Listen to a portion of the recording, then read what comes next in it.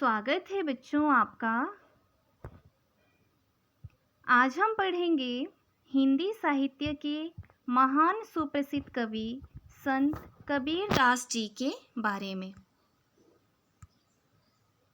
आइए बच्चों, शुरुआत करते हैं कबीर दास जी के जन्म एवं पालन पोषण से। प्यारे बच्चों, हिंदी साहित्य के भक्ति काल के निर्गुण भक्ति धारा के प्रमुख कवि संत कबीर दास जी का जन्म विक्रमी संवत 1455 सन 1398 ईस्वी में काशी के वाराणसी में हुआ माना जाता है। इनके जन्म को लेकर अनेक किंवदंतियां प्रचलित हैं।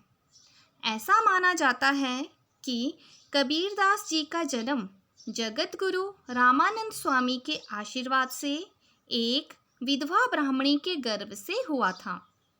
उस विधवा ब्राह्मणी ने लोक लाज के डर से नवजात शिशु को लहर तारा तालाब के किनारे छोड़ दिया था। वहां से नीरू नाम का जुलाहा उस नवजात शिशु को उठाकर अपने घर ले आया और नीरू और नीमा दोनों दंपति ने उसका पालन पोषण किया। उन्होंने उस नवजात शिशु का नाम कबीर रखा, जिसका अर्थ होता है महान। कुछ कबीर पंथियों का यह मानना है कि कबीर दास का जन्म काशी में लहर तारा तालाब में उत्पन्न कमल के मनोहर पुष्प के ऊपर बालक के रूप में हुआ था। शिक्षा। कबीर दास जी पढ़े लिखे नहीं थे। उन्हें मदरसे भेजने लायक उनके माता पिता के पास साधन नहीं थे। यही कारण था कि कबीर दास जी किताबी ज्ञान प्राप्त नहीं कर सके।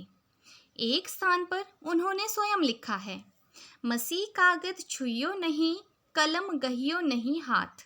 अर्थात कबीर दास जी ने ना तो कागज को छुआ है और ना ही उन्होंने कलम को हाथ लगाया।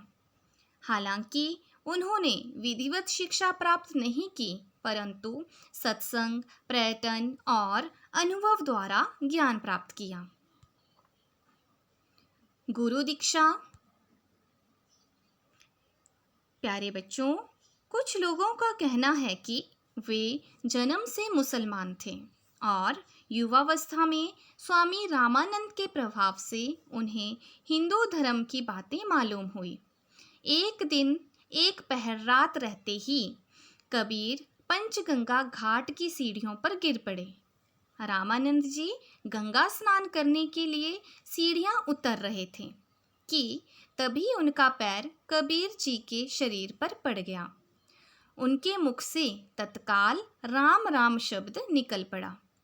उसी राम को कबीर ने दीक्षा मंत्र मान लिया और रामानंद जी को अपना गुरु स्वीकार कर लिया। कबीर के ही शब्दों में, हम काशी में प्रकट भये हैं रामानंद चेताए। वैवाहिक जीवन। कबीर दास जी का विवाह बनखेड़ी वैरागी की पालिता कन्या लोई के साथ हुआ। कबीर दास की कमाल और कमाली नामक 2 संतानें भी थीं, जबकि कबीर को कबीर पंथ में बाल ब्रह्मचारी माना जाता है। इस पंथ के अनुसार कामात्य उनका शिष्य था और कमाली और लोई उनकी शिष्या थी। रचना परिचय। प्यारे बच्चों, कबीर अनपढ़ संत थे। वह पदों की रचना करते थे और गाते थे। इन्हीं पदों को उनके शिष्यों ने संकलित किया। इनकी वाणी का संग्रह वीजक नाम से प्रसिद्ध है। इसके 3 भाग हैं, साखी, सबद, रमेनी। इनकी कुछ रचनाएं गुरु ग्रंथ साहिब में भी संकलित हैं। काव्यगत विशेषताएं।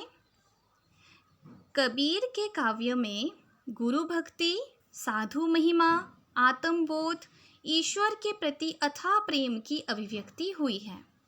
कबीर जी एक समाज सुधारक भी थे।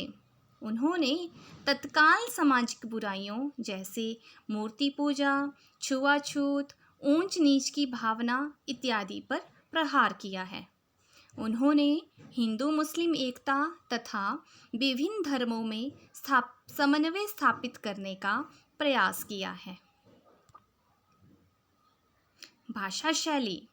कबीर जी ने अपने काव्य में ब्रज, अवधी, पंजाबी, राजस्थानी, अरबी, फारसी आदि शब्दों का प्रयोग किया है। कुछ विद्वान उनकी भाषा को सधुकड़ी या पंचमेल खिचड़ी कहते हैं। साहित्यकार हजारी प्रसाद द्विवेदी जी ने तो उन्हें वाणी का डिक्टेटर कहा है। मृत्यु। कबीर जी ने काशी के पास मगहर में देह त्याग दी थी।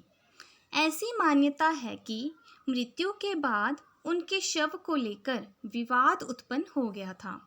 हिंदू कहते थे कि उनका अंतिम संस्कार हिंदू रीति से होना चाहिए और मुस्लिम कहते थे कि मुस्लिम रीति से।